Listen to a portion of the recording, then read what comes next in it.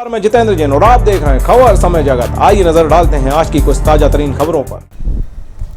भोपाल चिकित्सा शिक्षा मंत्री विश्वास सारंग का कहना है कि कांग्रेस को महंगाई पर बोलने का कोई अधिकार नहीं है। कांग्रेस ने 15 महीने की सरकार में जितना पेट्रोल पर टैक्स लगाया है उतना कभी नहीं लगाया गया है।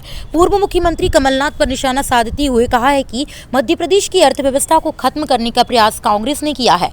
कमलनाथ जी ने मध्य प्रदेश के एक भी किसान का कर्जा माफ नहीं किया। जो योजना बीजेपी सरकार ने लागू की थी वो भी योजनाओं को कमलनाथ सरकार द्वारा बंद करा दिया गया। किसान संशोधन बिल के किसानों को ऊर्जा लाने का काम किया है। इस बिल से किसानों को अधिकार मिलता है और वह अपनी फसल का दाम निर्धारित कर सकेंगे। हमने केंद्रीय बजट आने के बाद मध्य प्रदेश चिकित्सा शिक्षा विभाग उस बजट में किस ढंग से मध्य प्रदेश में नए नए प्रकल्प ला सकता है, इसके लिए बैठक की। मैंने उच्च अधिकारियों को बुलाकर हमारे केंद्रीय बजट का पूरा हमने अध्ययन किया और उस केंद्रीय बजट में हमारे विभाग को हम क्या क्या कुछ फायदा लेकर जनता का कल्याण कर सकते हैं, इसकी हमने पूरी योजना बनाई है। मैं बहुत बधाई दूंगा देश के प्रधानमंत्री जी को, वित्त मंत्री जी को, स्वास्थ्य मंत्री जी को। 2 लाख करोड़ रुपए से ज्यादा का स्वास्थ्य का बजट केंद्रीय बजट में आया है। 64,000 करोड़ तो केवल प्रधानमंत्री आत्मनिर्भर स्वास्थ्य योजना के लिए सरकार ने उपलब्ध कराए हैं। Wellness centre, critical care centre, 602 block में हॉस्पिटल बनाने का संकल्प, 35,000 करोड़ रुपए केवल वैक्सीन के लिए। तो इन सब जो भी मद हैं उसमें हम हमारे विभाग के माध्यम से क्या क्या मध्य प्रदेश में ला सकते हैं, इसका हमने आकलन किया। और जिस प्रकार से 4 बड़े रिसर्च सेंटर बनाने की केंद्र सरकार ने घोषणा की है, उसको लेकर हम प्रस्ताव भेजेंगे। वायरोलॉजिकल लैब के लिए हम प्रस्ताव भेजेंगे। हमारे यहाँ क्रिटिकल केयर के अस्पताल का निर्माण हो सके उसके लिए हम प्रस्ताव भेजने वाले हैं। हमारी कोशिश है कि हम ज़्यादा से ज़्यादा इस केंद्रीय बजट के माध्यम से मध्य प्रदेश में स्वास्थ्य सुविधाओं को सुदृढ़ करें। इस तरह के जो लोग फर्जी तरीके से रसीद छपवाकर अनर्गल कार्य कर रहे हैं, वो कहीं ना कहीं कांग्रेस का षड्यंत्र है। वो इस पूरे अभियान को बदनाम करने में लगी है। कांग्रेस के नेता आप देखें, हर दिन 2 दिन में कुछ ना कुछ बयान देकर राम मंदिर बनाने में रोड़ा अटकाना चाहते हैं।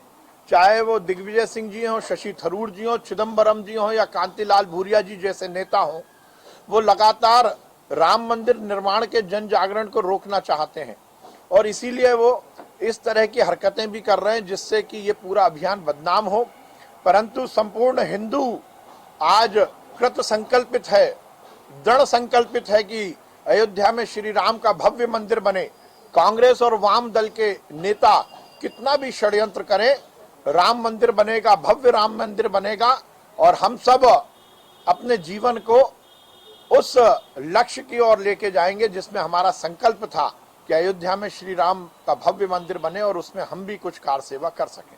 सर, इस तरीके से अवैध वसूली का मामला सामने आया है, तो क्या बीजेपी अपने कार्यकर्ताओं को अब ये बोलेगी कि चयनित करें और देखें कौन इस टाइप से कर रहा है? नहीं, देखिए, एक बात मैं सुनिश्चित करना चाहता हूं, राम जन्मभूमि पर मंदिर बनने के जन जागरण का अभियान ये कोई भारतीय जनता पार्टी का अभियान नहीं है, ये तो हिंदुओं का अभियान है। जो भी हिंदू जिस भी स्तर पर है, जिस भी विचारधारा में है, वो सब चाहते हैं कि राम का मंदिर अयोध्या में बने और इसलिए ये हिंदू समाज द्वारा चलाया गया अभियान है।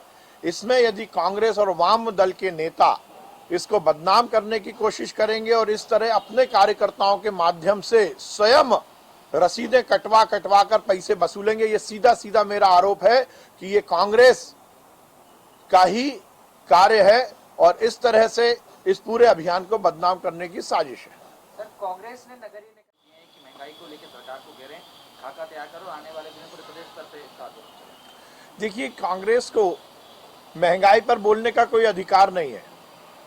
15 महीने कांग्रेस की सरकार में जितना पेट्रोल पर टैक्स लगाया शायद उससे पहले कभी नहीं लगा। गाड़ियां रोड पर चलती थी, उस पर टैक्स लगाया गया। मध्य प्रदेश में उन्होंने कमलनाथ जी ने एक पैरेलल इकोनॉमी, एक समानांतर अर्थव्यवस्था का संचालन करते हुए मध्य प्रदेश की अर्थव्यवस्था को पूरी तरह से खत्म करने का प्रयास किया। भारतीय जनता पार्टी की सरकार, चाहे वो केंद्र में हो चाहे मध्य प्रदेश में हो, हमने हर समय जनता की सेवा की है, जनता के कल्याण की बात की है। और ये जो केंद्रीय बजट आया है, मैं नरेंद्र मोदी जी को और वित्त मंत्री जी को बहुत बधाई दूंगा।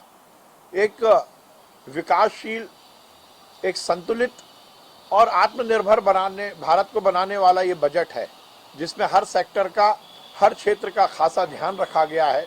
और जिस प्रकार से स्वास्थ्य, शिक्षा और जनता के कल्याण के साथ साथ इंफ्रास्ट्रक्चर डेवलपमेंट और पर्यावरण नियंत्रण के माध्यम से आगे आने वाली पीढ़ी को सुखद जीवन देने का जो संकल्प इस बजट में है, वो निश्चित रूप से बहुत स्वागत योग्य है। भोपाल से खबर समय जगत के लिए संवाददाता शक्ति भारती की रिपोर्ट।